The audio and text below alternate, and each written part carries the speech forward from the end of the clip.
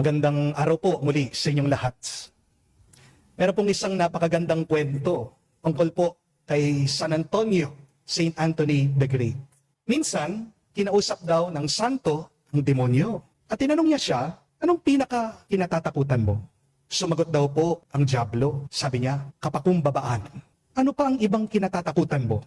At sumagot daw po muli itong demonyo. Ang sabi niya, kapakumbabaan pa rin. Nagtanong po muli si San Antonio. Sabi niya, wala ka na bang ibang kinatatakutan? Yun lang ba? At sinagot po muli ni Satanas, yun talaga, kapakumbabaan. At nang pumanaw daw si San Antonio, yung kanyang kaluluwa po, inakyat na mga anghel sa langit.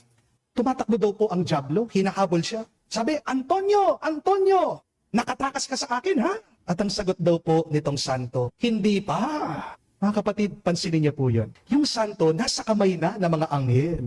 Hiniwalay na yung kanyang kaluluwa sa kanyang katawan. Ibig sabihin, hindi na siya maaaring magkasala pa. Pero, hindi po inisip nitong santo na natalo na niya yung masama. Bakit? Kasi po, alam ni San Antonio, hanggat may yabang, may panganib.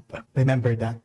Where there is pride, there is still danger of the soul. At pagdating lamang daw po ng santo sa langit, saka pa lamang niya sinabi sa demonyo, ngayon, sa biyaya ng Diyos, natalo kita. Pansinin niyo po, hindi po sinabi ng santo, natalo kita dahil magaling ako. Hindi rin po sinabi ni San Antonio na, natalo kita dahil banal ako. Ang sinabi ng santo, ang sinabi ni San Antonio, natalo niyang masama dahil sa biyaya, sa tulong, sa grasya, sa awa ng Diyos.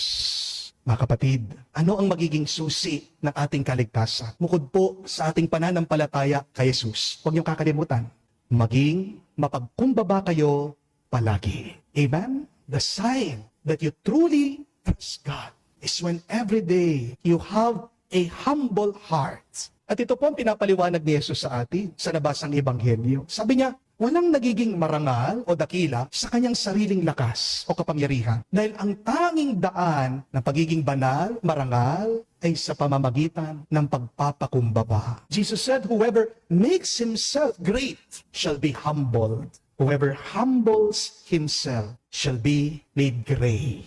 Kaya, ang ganda po ng kasabihan, tandaan niyo ito, no matter how tall a mountain is, it still cannot block the sun. Ganda po, no? Pagkataas man, pagkalaki ng bundok, hindi niya matatakpan ang araw. Understand? Power is not absolute. Power is just temporary. But humility endures. Wala naman nananatili sa taas forever eh. Boss ka ngayon, bukas, retired ka na. Ngayon sikat ka, bukas, may mas sikat pa kesa sa'yo. Ngayon may pera ka, bukas, ubus na yan. Pansinin niyo po, kahit naman ang ibon na mataas ang lipad, bumababa pa rin para kumain ng uod. Kaya, huwag mong isipin kapatid, na nasa mataas kang posisyon palagi. Kapag nakalimutan mong magpakumbaba, doon ka na nagkakasala. Ang dami mga mister ngayon, ganyan eh. Porket ba, malusog sila, wala silang sakit, malakas sila, kaya nilang magbisyo, kaya nilang mambabae, kaya nilang iwan ang kanilang mga pamilya. Pero nakakatawa, kapag nagkasakit na sila, gumagapang sila pabalik sa kanilang mga misis. Nagmamakaawa, nagpapaalaga sa kanilang mga anak na kanilang iniwan. Meron mga ibang tao, dahil lang may pera, akala mo kung sino na. Di po ba? Pero hindi mo masusukat ang iyong pagkatao sa dami ng iyong kayamanan. Amen? Minsan kapag nagmamaneho po ako sa expressway, meron mga iba, mamahalin ang kanilang sasakyan, ayaw nilang nahaharangan. Dahil ba mamahalin ang kanilang mga kotse? Gusto nila palagi, una sila. Makikita mo, kapag nahaharangan sila, bubusilahin ka. Palagi, ipaplasher ka para lang tumabi-tabi ka. Meron din mga ibang tao, kala mo nakabili ng daan. May sasakyan, wala namang parkingan. Kapag sinita mo, dahil nagbablock ng daanan, kala mo, sa kanya, yung daan na yun, siya pang galit. Di po ba? Mga kapatid, tandaan natin, ang lakas, ang kapangyarihan, ang kayamanan ng posisyon, panandalian lang yan. Everything is temporary. This is the reason why we should be humble. Unawain niyo po, ang upuan mo ngayon, pinahiram lang yan ng Diyos. Hindi mo dapat angkinin yan. Ang kapangyarihan, pinagkatiwala lang sa'yo. Hindi mo yan pagmamay-ari.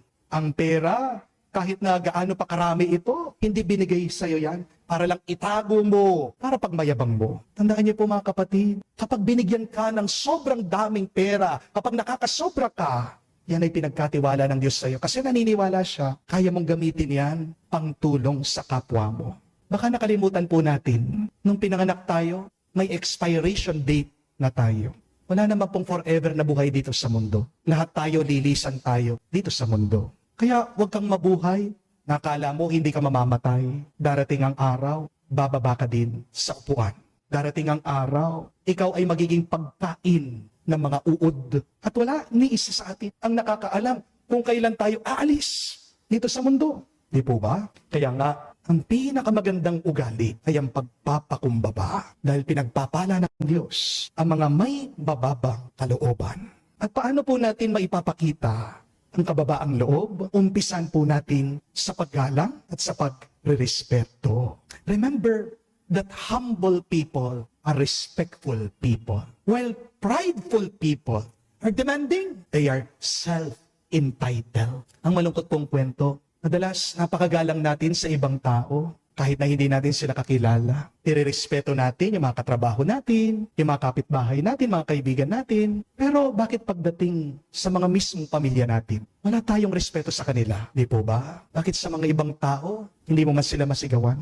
Bakit pagdating sa mga ibang tao, di mo sila pinagbubugnutan, pinagbibisitan, pinagtataasan ng boses? Pero pagka-uwi mo, kung magsalita ka sa mga pamilya mo, kala mo, wala silang kaluluwa. Di po ba? If you cannot respect your family, you're not really humble. Amen? Humility starts at home. Sometimes that is the sad reality. The people who are closest to us are the ones that we disrespect the most. Aminin natin, kung sino pa yung mga pinakamalapit sa atin, sila pa yung mga nasasaktan natin sa salita, sa tono, sa ating pag-uugali. Di po ba? Bakit? Dahil akala natin, hindi sila aalis.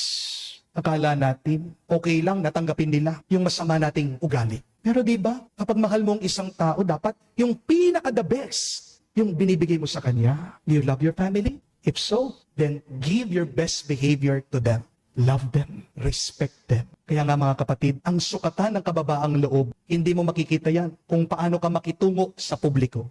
Pero makikita mo yan kung paano ka makitungo sa mismong pamilya mo. Madali lang po maging mabait sa simbahan, sa ating mga kaibigan, pero magandang pagmunihan. Talaga bang mabait ka sa bahay, sa inyong tahanan, sa iyong mga kapamilya? Magalang ka ba talaga sa mga mismong kadugo mo? Dahil ang tunay na nagpapakumbaba, pareho ang ugali niya sa loob at sa labas ng tahanan. Amen?